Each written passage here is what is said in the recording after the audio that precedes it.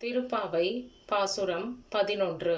பள்ளி எழுச்சி பாடல் வரிசையில இது 6வது பாடல். கற்று கரவை கணங்கள் பல கறந்து ஆயர் பாடி எல்லா வளத்தையும் தனக்குள் வைத்து கொண்டு இருக்கிறது. காரணம், அங்கே கண்ணன் இருப்பதால் அங்க எல்லா விதமான வளமும் இருக்கின்றது. ரொம்ப செழிப்போடு காணப்படுகின்றது. இதனால இங்க பசு கூட்டங்களும் கன்று குட்டிகளும் எப்போதுமே மிகுதியாக காணப்படுகின்றது. இங்க இத்தனை ஆயிரம் பசுக்களை பால் கறந்து தினம் தினம் அந்த வேலையை செய்கிறார்கள் இந்த ஆயர்கள். இவ்வளவு வேலை செய்தாலும் அவர்களுக்கு களைப்பு அப்படிங்கிறதே வருவதில்லை. எப்பவுமே அவர்கள் இளமையாக இருக்கிறார்கள். காரணம், அவர்களுக்கு கண்ணன் இருக்கும் அந்த தைரியம்தான். கண்ணனை பார்க்கும்போது அவர்களுக்கு எல்லாமே மறந்து விடுகின்றது. மனசுலயும் உடம்புலயும் இருக்கிற வலி எல்லாமே மறைந்து மாயமாகி போய்விடுகின்றது. செற்றார் திரளழிய சென்று செரு செய்யும். செற்றார்னா எதிரிகள் திரள் அழிய, அதாவது அவர்களோட வலிமையை அழிக்கக்கூடிய அளவிற்கு அந்த எதிரிகள் இருக்கும் இடத்துக்கே சென்று போர் புரிந்து அவர்களை தோற்கடிக்கக்கூடிய ஆயர்களுக்கு எதிரிகள் இருக்க முடியுமா? நிச்சயமாக அவர்களுக்கு தனிப்பட்ட எதிரிகள் அப்படின்னு யாருமே இல்லை. ஆனா பகவானை எதிர்ப்பவர்கள் எல்லோருமே அவர்களுக்கு எதிரிகள் தான். இப்போ இந்த போரை நம்ம 3 வகையாக பிரிக்கலாம். ஒன்று போர் செய்ய பயப்பட்டு போருக்கே செல்லாமல் இருப்பது. 2வது வகை, தான் இருக்கும் இடத்தில் எதிரிகள் வரும்போது அவர்களோடு போரிட்டு வெற்றி காண்பது. 3வது, எதிரிகள் வரும் வரை காத்திருக்காமல் அந்த எதிரிகள் இருக்கும் இடத்திற்கே சென்று அங்க போனாலும் தர்ம முறைப்படி அவர்களோடு போரிட்டு போரில் வெல்வது.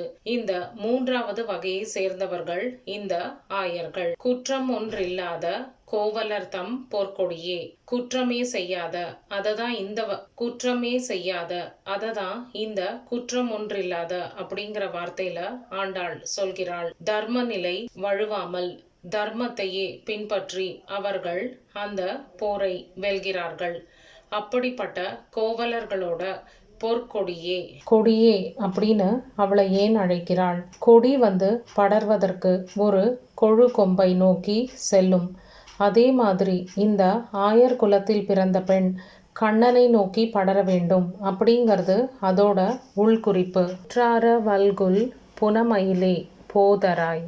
புத்துக்குள்ள இருக்கிற பாம்பு வெளியே வந்தால் அந்த பாம்போட உடம்புல மண் முதலிய அழுக்கு படுகிறது. புத்துக்குள்ளே இருக்கிற வரைக்கும் தூய்மையாக பளபளப்புடன் விளங்குகின்றது. அப்படிப்பட்ட நாகத்தை போல மறைவிடம்புடையவள் இந்த பெண்.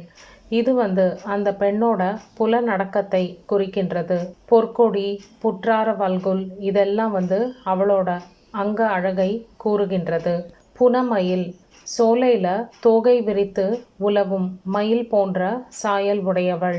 இப்போ அந்த மயில் நடையை நாங்கள் காண வேண்டும்.